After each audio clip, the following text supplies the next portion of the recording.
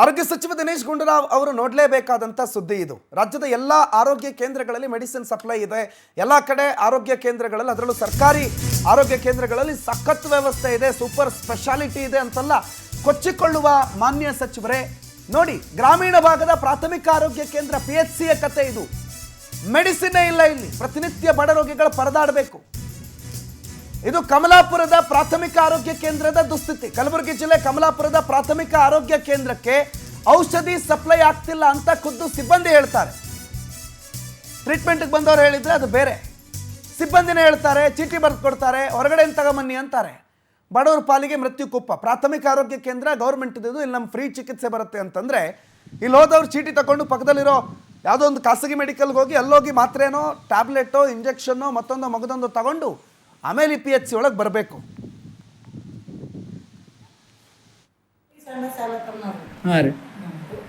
ಉಲ್ಟಿ ಸಣ್ಣ ಸಾಲದ ಇಲ್ಲಿಗೆ ಸರ್ಕಾರ ದಾಖಲೆ ಬಂದಿದ್ದೀವಿ ಸರ್.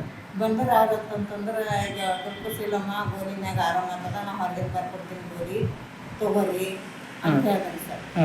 ಅದಕ್ಕೆ ನಾವು ಹೊರಗಿನ ಹೆಂಗೆ ಬರ್ಕೊಟ್ರೆ ಇಲಾಜ್ ಆಗತ್ರಿ, ಇದು ದಂಧೆ ಇದು ಡೆಂಜರ್ ದಂಧೆ ಅದ ರೀ, ಸಂಡಸ ಉಲ್ಟಿ ಈಗ ಹಿಂದಾಗಿದೆ ಹಾಳಾದನಿ ಹಂಗೆ ಮಾಡ್ತೀರಿ ಸರ್ ಅಂತ ಅನ್ನೋದು. ಇಲ್ಲಮ್ಮ ನಾ ಮತ್ತೆ ಈಗ ಆಗ್ಯಾವ ಏನು ಮಾಡಬೇಕು, ಹೊರಗಿಂದ मेडिसिन पूरा शॉर्टेज है, RL shortage, NS shortage, IV shortage है। अब GMS से यहाँ तक कि एवन ग्लव्स भी सप्लाई ला, हाँ वो ग्लव्स है, ऑक्सीटोसिन ला, और बोले तो तकरीबन मेडिसिन आते सप्लाई नहीं, टेम्पररी जो चल रहा है। अभी हॉस्पिटल को कितना मेडिसिन लिमिट में आता वो भी नहीं है। 1 लाख का सप्लाई होना है तो 25,000 का माल नहीं आता है। 1 लाख का मेडिसिन आना 1 महीना में, साल में। हाँ। ये PHC है, जनरल हॉस्पिटल खाली नाम का हुआ तो है। हाँ। जनरल हॉस्पिटल अरे कमलापुर में हुआ, बजट का है, बजट ही सप्लाई। हाँ। बजट जो बोलो कई जने को, मैं आने वाले लोगों को यही बोलता हूँ कि बजट दो, बजट से मेडिसिन लाओ। अभी इसका गलती किसका है जी? ಸ್ವಾಮಿ ಬಗ್ಗೆ ಮಾಹಿತಿ ಕೊಡ್ತಾರೆ, ಫೋನ್ ಸಂಪರ್ಕದಲ್ಲಿ ಜಾಯ್ನ್ ಆಗಿದ್ದಾರೆ. ಅನಿಲ್ ಸ್ವಾಮಿ, ಮಾನ್ಯ ಇಲ್ಲ ಆರೋಗ್ಯ ಇಲಾಖೆ ಕೇಳಿದ್ರೆ ಇಲ್ಲ ಎಲ್ಲ ಕಡೆ ಒಳ್ಳೆ ಸಪ್ಲೈ ಇದೆ, ಔಷಧಿ ಎಲ್ಲ ಹೋಗ್ತಾ ಇದೆ ಅಂತ ಹೇಳ್ತಾರೆ. ನೋಡಿದ್ರೆ ನಿಮ್ಮ ಜಿಲ್ಲೆನಲ್ಲಿ ಔಷಧಿನೇ ಇಲ್ಲ PHCನಲ್ಲಿ ಅಂತ ಹೇಳ್ತಿದ್ದಾರೆ. ಏನು ಕತೆ ಇದು? ರಾಜ್ಯದಲ್ಲಿ ಗ್ಯಾರಂಟಿ ಯೋಜನೆಗಳಿಂದ ಪ್ರತಿಯೊಂದು ಯೋಜನೆಗಳಿಗೂ ಮತ್ತು ಪ್ರತಿಯೊಂದು ಆಸ್ಪತ್ರೆಗಳಲ್ಲಿ ಏನೊಂದು ಸಾಕಷ್ಟು ರೀತಿಯಲ್ಲಿ ತೊಂದರೆ ಆಗುತ್ತೆ ಅಂತ ಹೇಳಬಹುದು. ಈಗಾಗಲೇ ಏನೊಂದು ಗ್ಯಾರಂಟಿ ಸ್ಕೀಮ್ಗಳಿಂದ ಅಭಿವೃದ್ಧಿ ಕಾರ್ಯಗಳು ನಡೆಯುತ್ತಿಲ್ಲ ಎಂಬ ಆರೋಪಗಳ ಮಧ್ಯೆ ಇದೀಗ ಗ್ರಾಮೀಣ ಭಾಗದ ಏನೊಂದು ಆಸ್ಪತ್ರೆ ಇರ್ತವೆ, ಪ್ರಾಥಮಿಕ ಆರೋಗ್ಯ ಕೇಂದ್ರ ಆಗಿರಬಹುದು, ಸಮುದಾಯ ಆರೋಗ್ಯ ಕೇಂದ್ರಗಳಲ್ಲಿ ಇದೀಗ ಔಷಧಿ ಮತ್ತು ಮೆಡಿಸಿನ್ ಕೊರತೆ ಇದ್ರಾಗ ಅಂತ ಹೇಳಬಹುದು.